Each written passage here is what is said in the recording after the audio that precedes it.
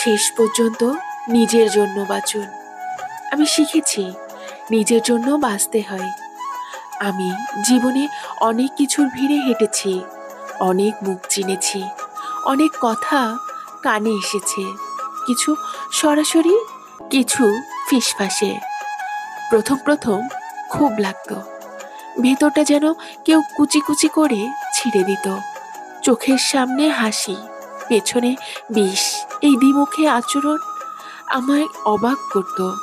আমি ভাবতাম, কেন? আমি তো কারো ক্ষতি করিনি, আমি তো সবাইকে আপন ভেবেছিলাম।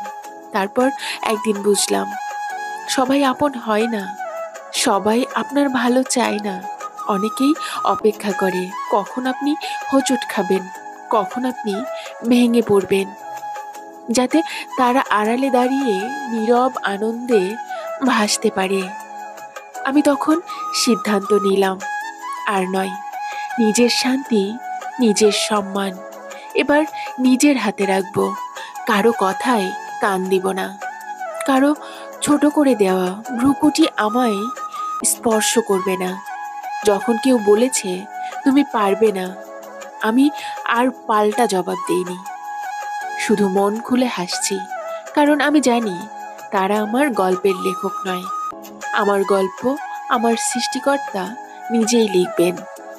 আমার ব্যর্থতার মালিকও উনি, আমার সাফল্যের মালিকও উনি। আমি শুধু ধৈর্য ধারণ করছি, আল্লাহর উপর ভরসা করে।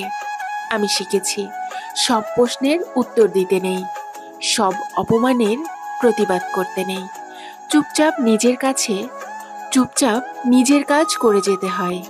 চুপ থাকা কোনো দুর্বলতা নয়, বরং ওটাই সবচেয়ে বড় শক্তি। আমি এখন অন্যরকম জীবন বেছে নিয়েছি। যখন অন্যেরা পেছনে কথা বলে, আমি সামনের রাস্তা খুঁজি।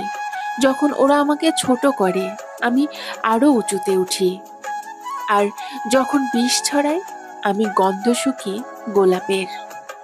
এখন আমি জানি, কারো জন্য থেমে থাকবো না, কারো ব্যর্থ আনন্দের উৎস হব না।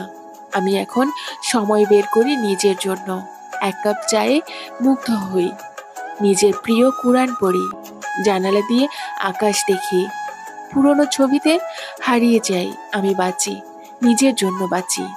আমি শিখেছি কিছু সম্পর্ক ছেড়ে দিলে জীবন হালকা হয়, কিছু তিক্ততা মন থেকে মুছে দিলে নিঃশ্বাস গভীর হয়। সবাইকে সাথে নিয়ে চলা যায় না, এটা মেনে নিতে হয়। কারণ